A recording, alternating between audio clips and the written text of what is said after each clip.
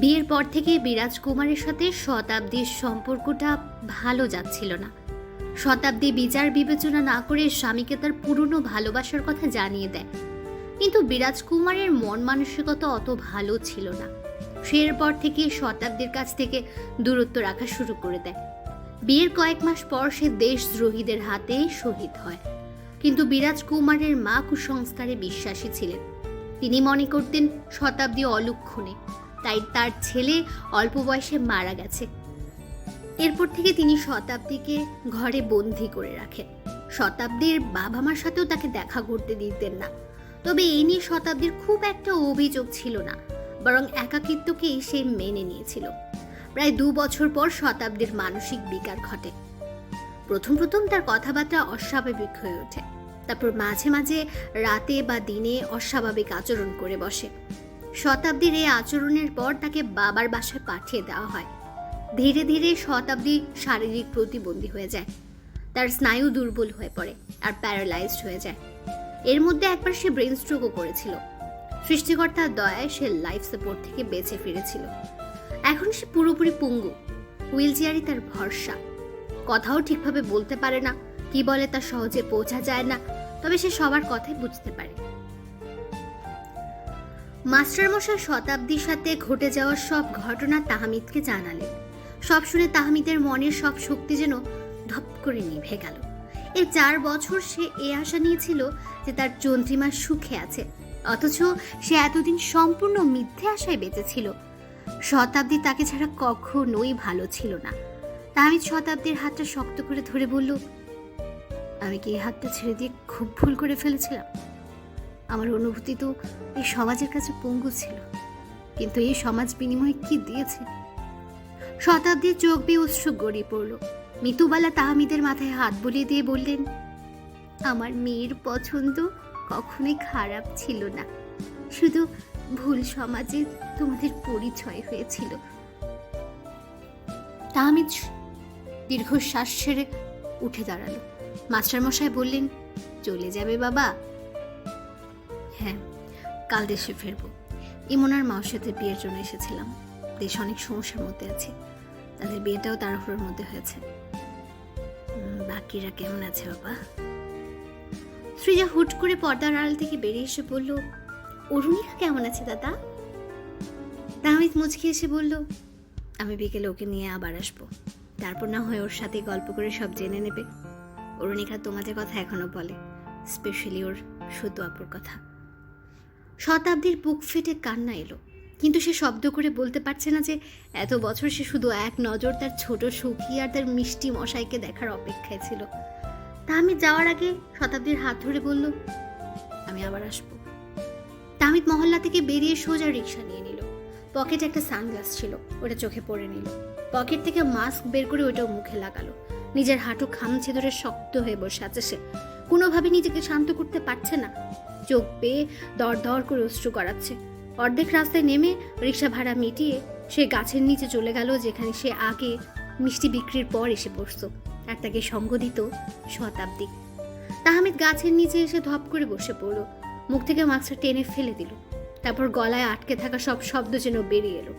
আজ অনেক বছর পর সে শব্দ করে কাঁদছে। মনের সব আক্ষেপ, হতাশা তার ফুপে ওঠা শব্দের সাথে আকাশ বাতাস আন্দোলিত করছে। আজ খোলা হাওয়া তার ভালোবাসায় সাক্ষী হয়ে গেছে। অনেক তো নিজের ভালোবাসাকে সে শুধু দীর্ঘশ্বাস ফেলে মনের ভেতর চাপিয়ে রেখেছে। অনেক তো সব অনুভূতিগুলোকে 4 দেওয়ালের ভেতর আটকে রেখেছিল, আর সব অশ্রুকণা বৃষ্টির পানির সাথে ধুয়ে দিয়েছে।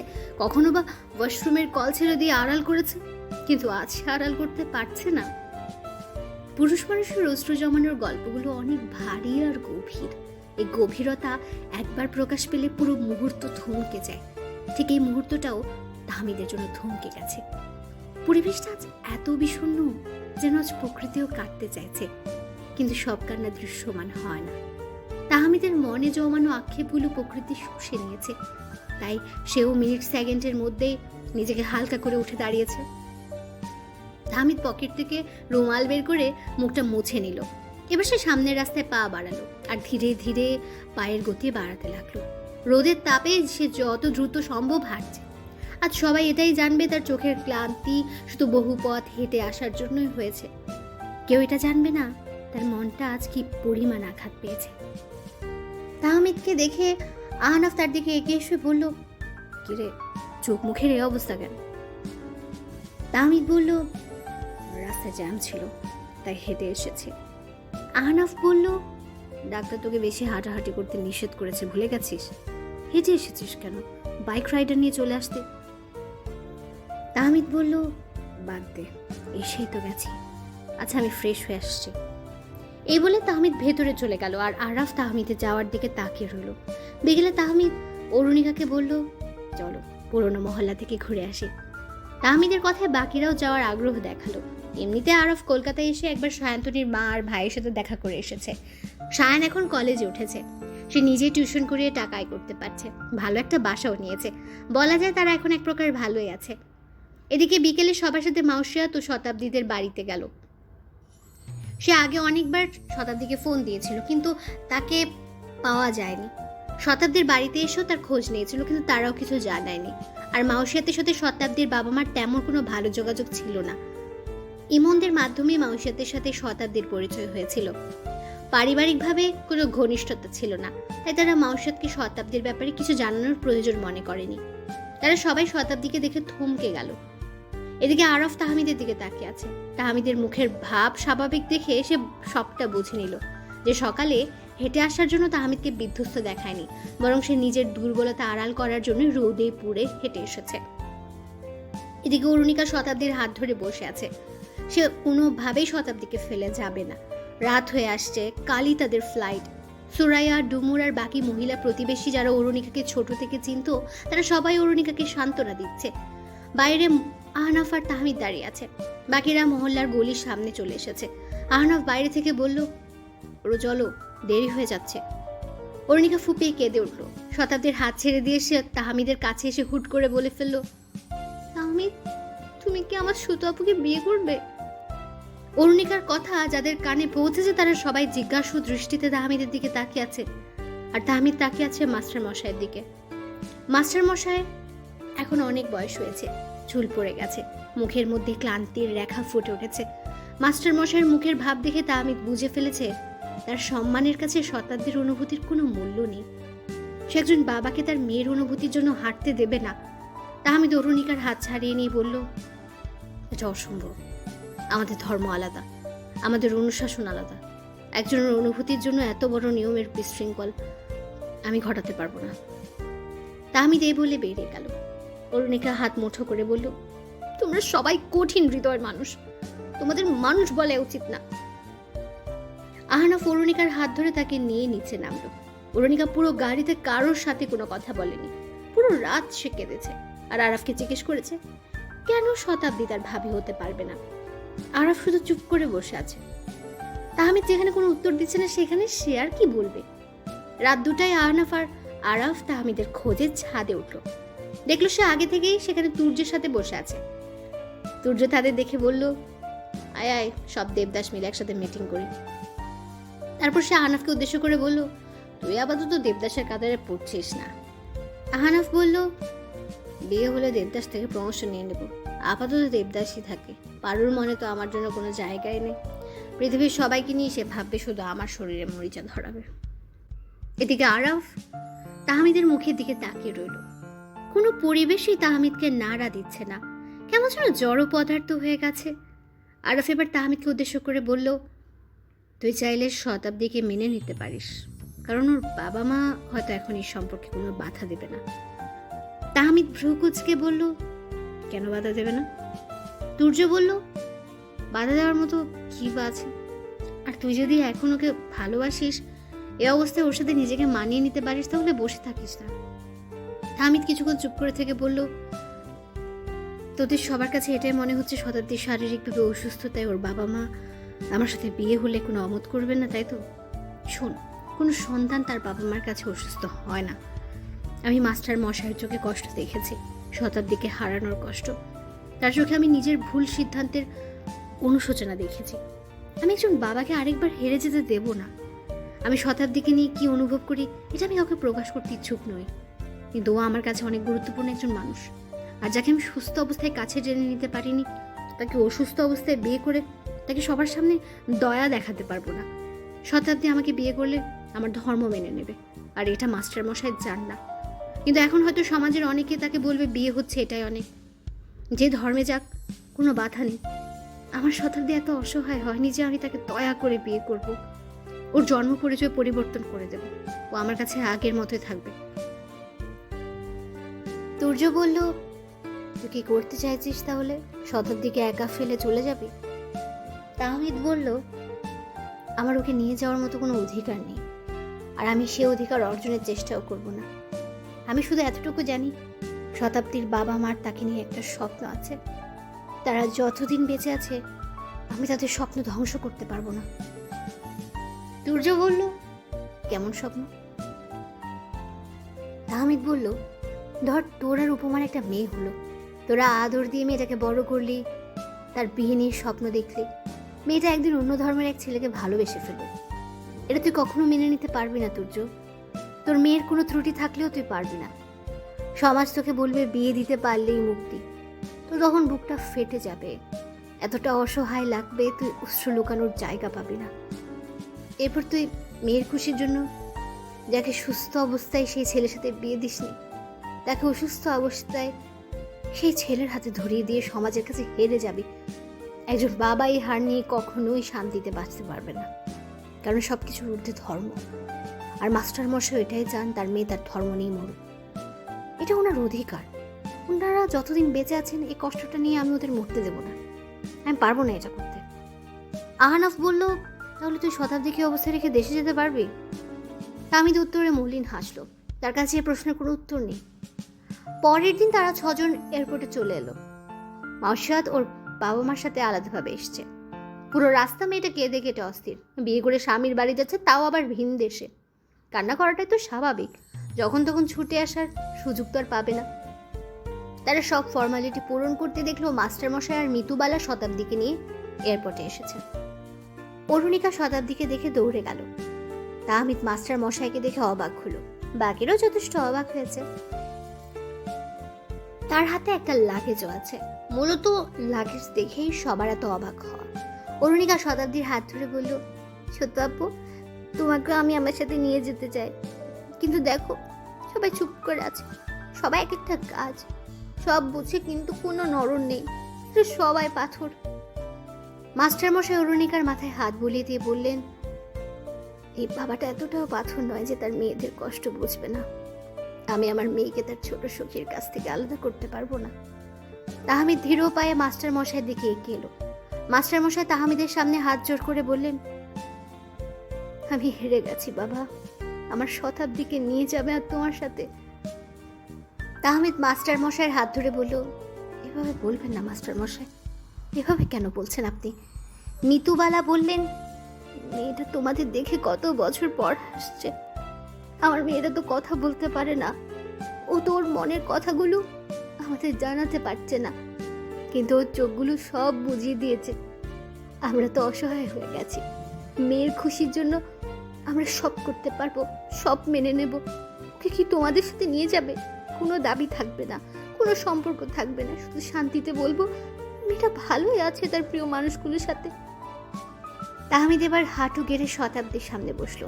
তারপর তার হাত ধরে মাস্টার মশাই দিকে তাকিয়ে বলল, শতাব্দী আপনাদের মেয়ে, ওর খুশির জন্য আপনারা সব পারছেন, আমি কি আপনাদের খুশির জন্য একটা দায়িত্ব নিতে পারবো না? আমার কাছে আপনারা অনেক গুরুত্বপূর্ণ মানুষ।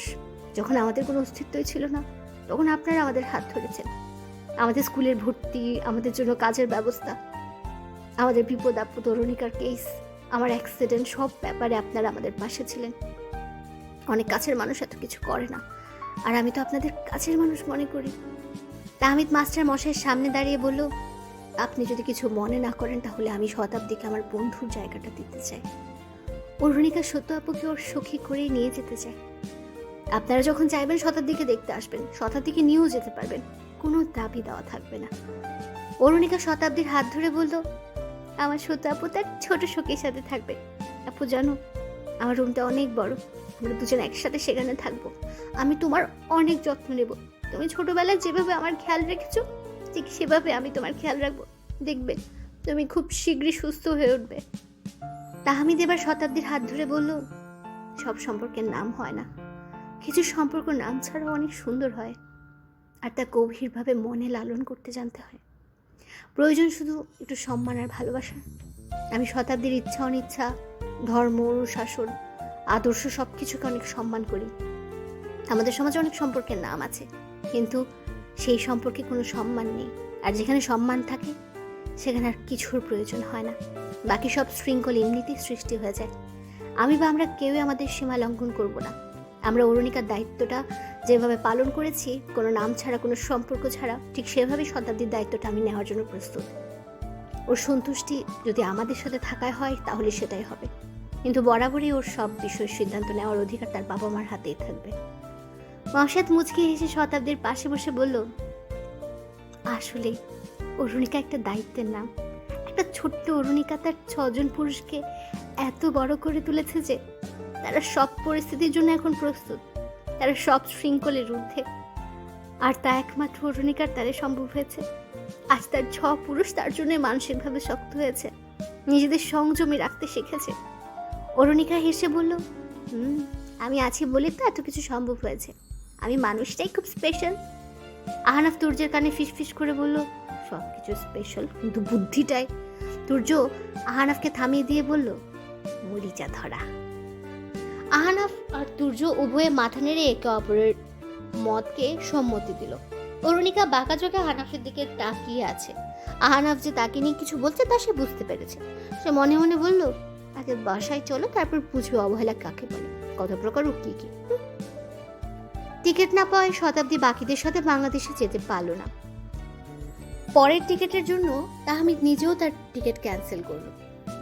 অরুণিকাও শতাব্দীর সাথে যাওয়ার বায়না ধরল, কিন্তু মাউসাদকেও তো বরণ করে নিতে হবে। বাসায় অরুণিকা ছাড়া আর কোনো মেয়ে নেই। উপমাও তো বাবার বাড়ি চলে গেছে, তাই অরুণিকা বাধ্য হয়ে চলে গেল। এদিকে আরো 7 ঘন্টা পর আরেকটা ফ্লাইট। তাহমিদ সেই সময়টা কাটানোর জন্য শতাব্দীকে নিয়ে আবার মহল্লায় ফিরল। সৃজা বোনকে দেখে অনেক খুশি হলো। 4 ঘন্টা সে বোনের পাশে বসে বসে গল্প করল। তাহমিদ পুরো সময়টা 2 বোনের গল্প দেখে কাটিয়ে দিল। 1 ঘন্টা হাতে নিয়ে তারা আবার এয়ারপোর্টে এলো। এবার মাস্টারমশাই মিতুবালা আর সৃজাও সাথে এসেছে। সৃজা যাওয়ার আগে তাহমিদের হাত ধরে বলল, দাদা, আমার দিদিকে তোমার ভরসায় পাঠাচ্ছি কিন্তু। তাহমিদ মুচকি এসে বলল, ইনশাল্লাহ আমি তোমাদের ভরসা রক্ষা করব। শতাব্দীকে সিটে বসানো হলো। সে হাতটা নাড়াতে পারছে না, কিন্তু তার খুব ইচ্ছে করছে তাহমিদের হাতটা ধরতে। তার মনের ভাষাগুলো তো ধ্বনি খুঁজে পাচ্ছে না। তাহলে তা তাহমিদের কাছে কিভাবে পৌঁছাবে? তবে কিছু মনের ভাব ভাষাকেও হার মানিয়ে ফেলে। তাই হয়তো কোনো আবদার না শুনে তাহমিদ নিজের আর শতাব্দীর সিট বেল্ট বেঁধে দেওয়ার পর তার হাতটি ধরল। শতাব্দীর চোখ দিয়েও আনন্দাশ্রু গড়িয়ে পড়ল। তাহমিদ তার চোখের পানি মুছে দিয়ে বলল, আমরা প্রতিদিন ভিডিও কলে বাবা মার সাথে কথা বলবো। লম্বা ছুটি পেলে কলকাতায় আসবো। মাউসা তো তোমার সাথে মাঝে মাঝে আসবে। 2টো আলাদা দেশ, তবুও মাত্র কয়েক ঘন্টার পথ। তুমি শুধু ধৈর্য ধরবে, তখন এই কয়েক ঘন্টার পথ কম মনে হবে। শতাব্দী মনে মনে বলল, মিষ্টি মশাই, তোমাকে কবে যে আবার এই নামে ডাকবো। তুমি এত মিষ্টি কেন বলো তো? তুমি সারা জীবন আমার মিষ্টি মশাই হয়ে থাকবে। এদিকে আজ উপমার চাকরির প্রথম দিন। সে ভালো একটা কোম্পানিতে বসের পার্সোনাল অ্যাসিস্ট্যান্ট হিসেবে যোগ দিয়েছে। প্রথম দিন, তাই আলাদা উত্তেজনা কাজ করছে, একটু ভয়ও লাগছে। সে ভেতরে ঢুকতে একজন পিয়ন তাকে তার ডেস্কে বসিয়ে দিল। সে ভালোভাবে ডেস্কের উপর রাখা ফাইলগুলো ঘাটাঘাটি করতে লাগলো। তখনই পেছন থেকে একজন বয়স্ক লোক এসে বলল, তুমি বসের ক্যাবিনে যাও, তোমাকে কি করতে হবে সেই বলবে। উপমা উঠে পেছন ফিরে বয়স্ক লোকটাকে দেখে সালাম দিয়ে মাথা নেড়ে বসের ক্যাবিনের দিকে পা বাড়ালো। ক্যাবিনের সামনে দাঁড়াতে ভেতর থেকে শব্দ এলো, আসতে পারো। উপমা অবাক হয়ে ভাবলো, দরজায় কড়া নাড়লাম না, তবুও কিভাবে বুঝলো? সে আশেপাশে তাকিয়ে দেখলো দরজার বাইরে সিসি ক্যামেরা লাগানো আছে। সে সেটার দিকে তাকাতে তাকাতে দরজা খুললো। দরজা খুলে সামনে বসা মানুষটিকে দেখে সে বলে উঠল, আপনি? রিয়াজুর রহমান মুচকি এসে বললেন, আমার কোম্পানি আমি থাকবো না। উপমা শক্ত মুখে ভেতরে ঢুকে বলল, আপনি সেদিন রাতে খাবার নিয়ে বাসায় গেছেন, আর আজ আমাকে চাকরি দিয়েছেন কেন? তুর্য আহমেদ আপনাকে বলেছে আমাকে কাজ দিতে? এখন তাহলে আমাকে কনভিন্স করার জন্য সে পথ খুঁজে নিয়েছে। রিয়াজুর রহমান ভ্রুকুচকে উপমার দিকে তাকালেন। সে উপমার কথার কোনো অর্থই বুঝল না, তবে এতটুকু বুঝেছে হয়তো উপমার তুর্যের সম্পর্কে কোনো ঝামেলা চলছে। রিয়াজুর রহমান মুচকি এসে উত্তর দিলেন, অন্যদেরটা তো জানি না, তবে আমার আপনাকে কনভিন্স করতে অনেক ভালো লাগে। উপমা ভ্রুকুচকে রিয়াজুর রহমানের দিকে তাকালো, এরপর সে আর কিছু বলল না, চুপচাপ কাজ বুঝে নিয়ে নিজের ডেস্কে ফিরে এলো। এদিকে রিয়াজুর রহমানকে আনমনে হাসতে দেখে নিয়াজ হোসেন বললেন, আল্লাহর কাছে তোর হেদায়েতের জন্য দোয়া করেছিলাম, কিন্তু কথা আছে না, হেদায়েতের মালিক আল্লাহ, যাকে দিতে চান না তার কপালে কিচ্ছু নেই। রিয়াজুর রহমান বিরক্ত মুখে বললেন, মনটা ডিস্ট্র্যাক্ট করছিস কেন? আমি একটা জিনিস ভাবছি, আমাকে শান্তিতে ভাবতে দে। নিয়াজ হোসেন বললেন, দেখ রিয়াজ, প্রথমত মেয়েটা বিবাহিত, দ্বিতীয়ত মেয়েটা তোর বন্ধু, মৃত বন্ধুর ছেলের বউ, তৃতীয়ত তোর অর্ধেক বয়সী, এটা অসম্ভব। রিয়াজুর রহমান বললেন, অসম্ভব তো? নিয়াজ হোসেন বললেন, তো এই সম্পর্ক কখনোই সম্ভব না, কি উল্টাপাল্টা চিন্তা করছিস? হ্যাঁ। রিয়াজুর রহমান বললেন, দেখ, ও যদি আমার হতে না চায় আমি ওকে জোর করবো না, ওর যার সাথে ইচ্ছা সংসার করুক, কিন্তু আমার ওকে দেখতে ভালো লাগে, আমি দেখব। কথাটি বলে রিয়াজুর রহমান বাঁকা হেসে আবার বললেন, অনেক পুরনো হিসেব জমে আছে, নতুন খাতায় এই নতুন হিসেবের নামটা উঠিয়ে নিস। এতদিন মাঠে ছিল 2 প্রতিদ্বন্দ্বী, এবার নেমেছে নতুন খেলোয়াড়। মাঠ যাতে পরিষ্কার থাকে, কারণ আমি প্রথম ব্যাটে আমার প্রতিদ্বন্দ্বীকে আউট করব।